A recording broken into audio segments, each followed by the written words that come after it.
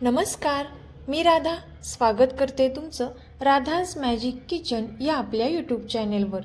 तर आज आपण पाहणार आहोत झणझणीत पावट्याची उसळ कशी बनवायची।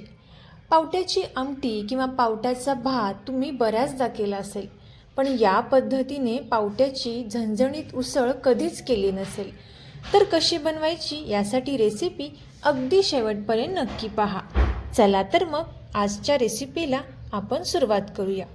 तर सर्वात अगोदर इथे मी एका बाउलमध्ये 1-2 ग्लास पाणी घेतलेलं आहे। आता या पाण्यामध्ये आपल्याला 1-2 कप पावटा घ्यायचे आहेत। आता हे पावटा आपण स्वच्छ पाण्याने चांगले धुवून घेणार आहोत।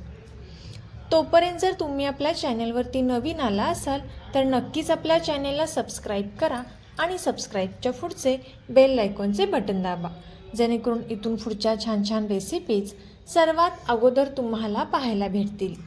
आता इथे मी 1-2 वेळा स्वच्छ पाण्याने हा पावटा चांगला धुवून घेतलेला आहे। आता यानंतर इथे आपण एक लोखंडी तवा घेतलेला आहे। या तव्यामध्ये आपल्याला 3 ते 4 चमचे तेल घ्यायचं आहे। तेल छान गरम झाल्यानंतरच यामध्ये आपल्याला एक अर्धा चमचा मोहरी घालून घ्यायची आहे आणि एक अर्धा चमचा जिरे आपण यामध्ये घालून घेणार आहोत।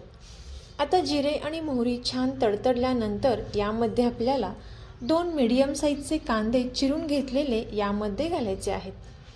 कांदे इथे आपल्याला थोडेसे मोठे आडवे या पद्धतीने चिरायचे आहेत। आता आपण हा कांदा तेलामध्ये छान असा परतून घेणार आहोत।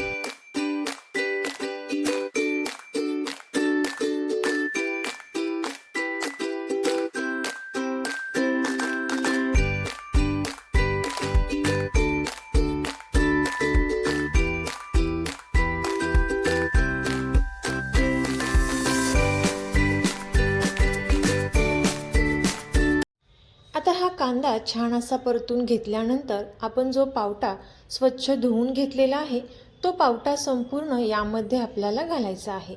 आता पावटासुद्धा इथे आपण छान असा परतून घेणार आहोत। एक 4 ते 5 मिनिटांपर्यंत मंद आचेवरती आपण हा पावटा छान असा भाजून घेणार आहोत।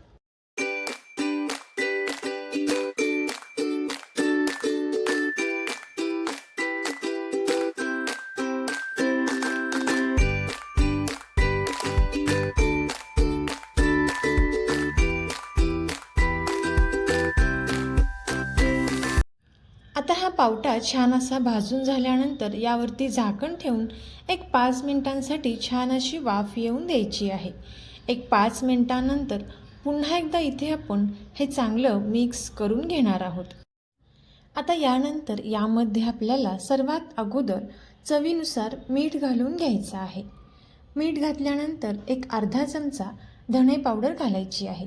त्यानंतर एक अर्धा चमचा गरम मसाला आपण यामध्ये घातलेला आहे आणि 2 ते 3 चमचे कांदा लसूण मसाला यामध्ये घातलेला आहे। आता आपण हे चांगलं मिक्स करून घेणार आहोत। एक 2 ते 3 मिनिटांपर्यंत इथे आपल्याला हे चांगलं मिक्स करून घ्यायचं आहे। आता हे मिक्स केल्यानंतर यामध्ये आपल्याला पाणी घालून घ्यायचं आहे। इथे मी 1 ते 1.5 ग्लास पाणी यामध्ये घालून घेणार आहे। आता पाणी घातल्यानंतर पुन्हा एकदा आपण हे चांगलं मिक्स करून घेणार आहोत आणि मिक्स केल्यानंतर आता सर्वात शेवटी यामध्ये आपल्याला एक 3 ते 4 चमचे बारीक केलेला शेंगदाण्याचा कूट यामध्ये घालायचा आहे। लक्षात ठेवा, शेंगदाण्याचा कूट हा आपल्याला सर्वात शेवटीच घालायचा आहे। आता इथे मी शेंगदाण्याचा कूट यामध्ये घातलेला आहे आणि पुन्हा एकदा मिक्स करून घ्यायचं आहे। आता हे मिक्स केल्यानंतर यावरती आपल्याला झाकण ठेवून गॅसचा फ्लेम कमी करायचा आहे आणि एक 10 मिनिटांसाठी हे असेच छान असे शिजवून द्यायचं आहे।